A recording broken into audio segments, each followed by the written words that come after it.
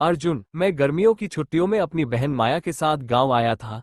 गांव के बाहर एक पुरानी टूटी फूटी हवेली थी, जिसके बारे में सब कहते थे कि वहां भूत रहता है। मेरी जिज्ञासा जाग उठी। माया को मैंने समझाया, चलो आज रात वहां चलते हैं। वो डर गई, मगर आखिर में मान गई।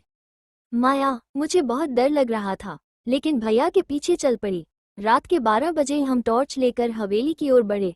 हवेली के पास पहुंचते ही ठंडी हवा चलने लगी।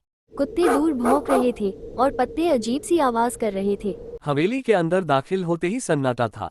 दीवारों पर खून के धब्बे जैसे निशान थे। एक कमरे से अचानक किसी औरत के रोने की आवाज आई। मैं और माया धीरे से उस कमरे की ओर बढ़े। मैं इंतजार कर रही थी 100 साल से कोई आए और मेरे श्राप को पूरा करे। जैसे ही अर्जुन और माया कमरे में घुसे, मैंने दरवाजा बंद कर दिया। मेरी चीखों से कमरा गूंज उठा। तुम दोनों अब कभी यहाँ से नहीं जा सकोगे। मैं चीख पड़ी। दीवार पर एक तस्वीर टंगी थी, उसी चुड़ैल की जिसके बारे में दादी ने बताया था। भैया, ये वही है। दादी ने कहा था, इसे सिर्फ नीम की जड़ और मंत्र से रोका जा सकता है। मैंने जेब से दादी का दिया हुआ ताबीज निकाला, जो उन्होंने सिर्फ सावधानी के लिए दिया था।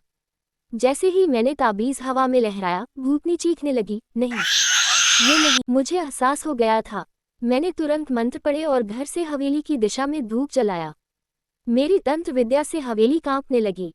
अर्जुन और माया को मेरी शक्ति महसूस हुई। हवा में बिजली सी गूंजी और चुड़ैल एक दर्दनाक चीख के साथ गायब हो गई। हम भागते हुए बाहर निकले। सुबह तक हवेली पूरी तरह खामोश थी। गांव वाले कहते हैं अब वहां कोई आवाज नहीं आती, लेकिन मुझे पता है, उस रात हमने सिर्फ एक आत्मा को सुलाया है, खत्म नहीं किया।